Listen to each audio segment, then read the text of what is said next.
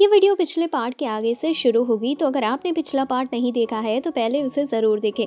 तो कहानी की शुरुआत होती है और हम देखते हैं चैंग होश में आता है और उसके सामने ही लू बैठी थी। हालांकि चैंग को पिछली रात जो कुछ भी हुआ वो सही से याद नहीं आ रहा था। फिर लू उसे सब याद दिलाती है, उसे अपना नाम बताती है और कहती है कि चैंग तो काफी पावरफुल है और उसने उसकी जान भी बचाई और काफी आसानी से युमो को भी हरा दिया। तभी लू चैंग से उसका मास्टर बनने की कहती है। यह सुनकर चैंग थोड़ा हैरान हो जाता है। जिसके बाद हम देखते हैं लू नींद से उठती है और तभी वो चैंग से मिलने जाने लगती है और लू उसके गार्डियन से बताती है कि चैंग काफी पावरफुल है और वो उसके जैसा किसी का काफी टाइम से इंतजार कर रही थी।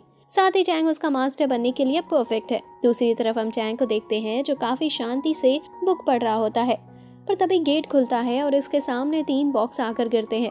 तभी लू चैंग के सामने आती है और उसे उसका मास्टर बनने के लिए कहती है, पर चैंग उससे कहता है कि उसने पिछले दिन ही किसी का भी मास्टर बनने से मना किया था क्योंकि वो अभी इतना स्ट्रांग नहीं है कि वो किसी को सिखा सके।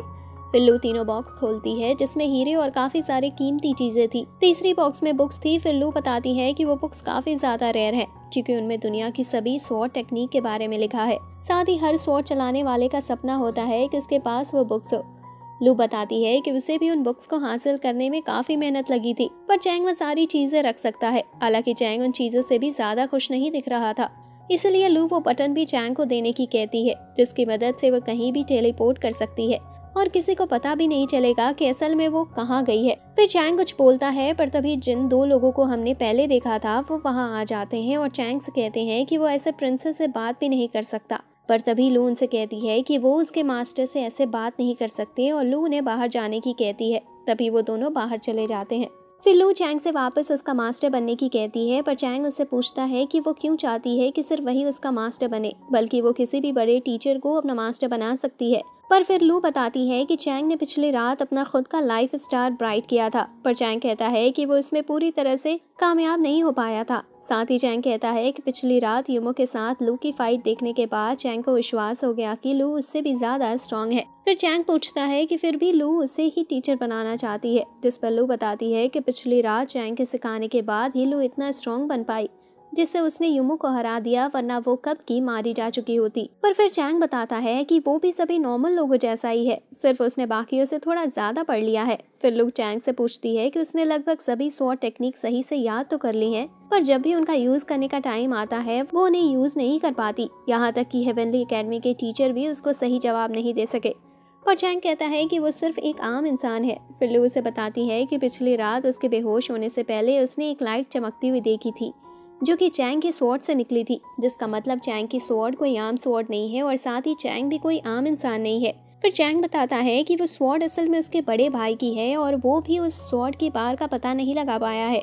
फिर चैंग बताता है कि पिछले रात वो अपने आप को बचाने की कोशिश कर रहा था और ये सिर्फ किस्मत है जो वो दोनों बच गए, इसलिए वो लू के दिए गए कोई भी गिफ्ट नहीं ले सकता। पर चैंग की ये बातें सुनकर लू काफी निराश हो जाती है और जाने लगती है। पर जाते हुए लू चैंग से कहती है कि वो इतनी आसानी से हार नहीं मानेगी। जिसके बाद लू हर चीज में चैंग की मदद करने की कोशिश करती है और हमेशा जिस भी चीज के चैंग को मदद दिखती है वो उसे पूरा करने की कोशिश करती है। फिर लू चैंग को बताती है कि उसकी बॉडी में से काफी अच्छी स्मेल आती है। पर फिर चैंग उससे कहता है कि क्या वो यहाँ ये पता लगाने आई है, जिस पर लू मना करती है और चैंग से कहती है कि उसकी सीओ सिंह में एक दिक्कत आ रहा है जो सिर्फ वही ठीक कर सकता है, इसीलिए लू चैंग को उसका टीचर बनाना चाहती है। फिर चैंग कहता है कि उसके पास लू का टीचर बनने का कोई अधिकार नहीं है और ना ही टाइम है उसे कुछ सिखाने का। फिर चैंग कहता है कि उसे नहाने जाना है और लू से वहाँ भी उसका पीछा ना करने की कहता है। जिसके बाद हम देखते हैं कि चैंग नहा रहा होता है, पर तभी वो काफी तेज और अजीब आवाज सुनता है। तभी लू दीवार तोड़कर अंदर आ जाती है और तभी कुछ लोग आकर उस दीवार की जगह गेट बना देते हैं। फिर लू कहती है कि अब उसके यहाँ आने का रास्ता ज्यादा अच्छा लग रहा है। तभी चैंग लू को कहता है कि उसके पीछे ड्रैगन है। लू पीछे देखने लगती है, तभी चैंग तौलिया लेकर वहाँ से भागने लगता है। चैंग बाहर भी आ जाता है। तभी चैंग शोंग को देखता है जो उसके लिए शुरोंग का लेटर लेकर आई थी और चैंग चोंग को तौलिए में भागता देख काफी गुस्से में आ जाती है और शुरोंग का लेटर चैंग को फेंक कर मारती है और वहाँ से चली जाती है। पर फिर वापस चैंग लू से दूर भागने लगता है और चैंग टैंग के पास पहुंच जाता है और टैंग से कुछ कपड़े मांगता है। पर टैंग चैंग को इस हालत में देखकर उसके ऊपर हंसने लगता है और कहता है उसे पता चला था कि चैंग ऑर्थोडॉक्स एकेडमी में ज्वाइन हो गया है, पर उसे समझ नहीं आ रहा था कि वो इतनी रात में इस हालत में उसके घर में कर क्या रहा है।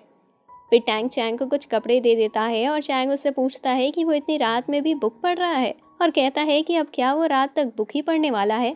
पर टैंग चैंग को बताता है कि वो किंग टोंग यान की तैयारी कर रहा है। जिसके बाद नेक्स्ट डे टैंग चैंग के साथ किंग टोंग यान में हिस्सा लेने पहुंच जाता है और चैंग बताता है कि किंग टोंग यान एक काफी बड़ा कंपटीशन है जिसमें जीतना काफी लोगों का सपना होता है और वो एक 3 रातों का कंपटीशन है। तभी कुछ लोग उसके सामने आ जाते हैं और कहने लगते हैं कि टैंग वहां जरूर टियान को चैलेंज करने आया है, पर टियान उसे आसानी से हरा देगा। चैंग को भी ये सुनकर काफी गुस्सा आता है, पर वो कुछ बोलता इससे पहले चैंग उसे रोक देता है और कहता है कि बहस करके कोई फायदा नहीं है। फिर चैंग उनसे पूछता है कि टियान असल में है कौन। ये सुनकर सभी काफी हैरान हो जाते हैं और टैंग हंसने लगता है। जिसके बाद हम देखते हैं कि चैंग ऑर्थोडॉक्स एकेडमी वापस आ जाता है और लू उसका वहीं इंतजार कर रही होती है। तभी 2 ऑफिसर वहां आते हैं जो कि ऑर्थोडॉक्स एकेडमी के स्टूडेंट्स के किंग टोंग यान के पार्टिसिपेंट के रजिस्टर के लिए आए थे। पर तभी उनमें से एक ऑर्थोडॉक्स एकेडमी की काफ़ी बेइज्जती करने लगता है और कहता है कि वो एकेडमी सबसे बेकार है और उसमें अगर कोई स्टूडेंट आने का डिसाइड करता है तो वो भी बेकार है।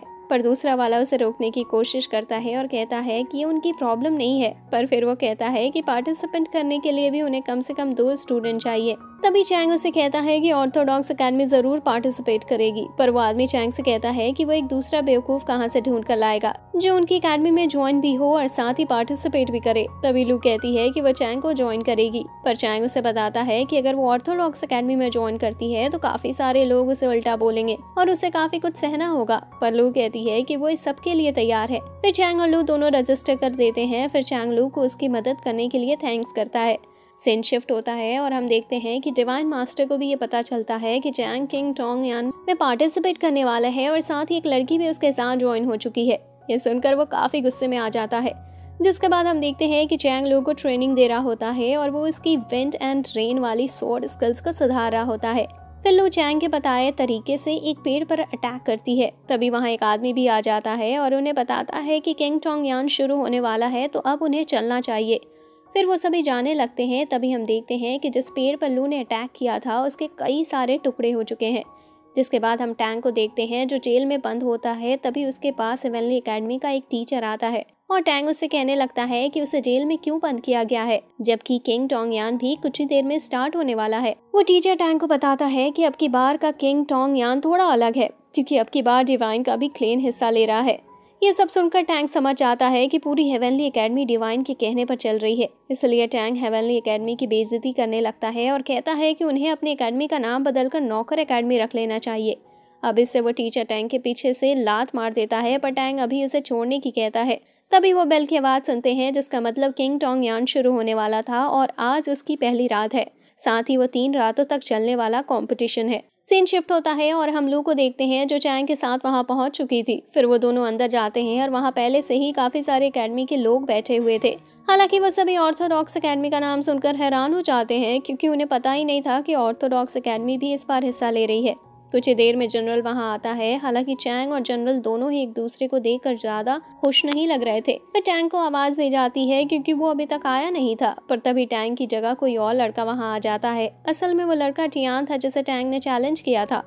फिर वो कहने लगता है कि पहले टैंग ने उसे चैलेंज किया और अब जब वो यहाँ है तो टैंग उससे छुप रहा है। पर तभी एक लड़का वहाँ हंसने लगता है और वो खड़ा होकर कहता है कि स्टारटेक एकेडमी अब भी पहले जैसे स्ट्रॉन्ग है और ये टियान को हराकर साबित करेगा। फिर वो दोनों फाइट के लिए सामने आ जाते हैं। फिर वो लड़का अपना नाम शुआन यान बताता है। तभी उन दोनों की फाइट शुरू होती है और पहला अटैक टियान करता है, पर शुआन यान उसका अटैक ब्लॉक कर देता है। पर फिर हम देखते हैं कि टियान का अटैक ब्लॉक करने की वजह से शुआन यान काफी ज्यादा घायल हो चुका था। पर फिर भी टियान रुकता नहीं और शुआन यान पर एक और अटैक करता है जिससे शुआन यान रिंग से बाहर गिर जाता है। इसी के साथ टियान अपना पहला मैच जीत जाता है। पर जीतने के बाद भी टियान लगातार सभी की बेइज्जती कर रहा होता है। पर फिर चैंग उसे रुकने की कहता है क्योंकि वो पहले ही जीत चुका है। टियान ये सुनकर गुस्से में आ जाता है। पर जैसे ही टियान को पता चलता है कि चैंग ऑर्थोडॉक्स एकेडमी से है, वो हंसने लगता है और कहता है कि उसे पता चला था कि चैंग और टैंग काफी अच्छे दोस्त हैं। फिर टियान चैंग की काफी बेइज्जती करने लगता है और फिर चैंग लू को फाइट के लिए भेजता है। फिर टियान और लू फाइट शुरू करते हैं। टियान लू पर अटैक करता है पर लू काफी आसानी से टियान का अटैक रोक लेती है।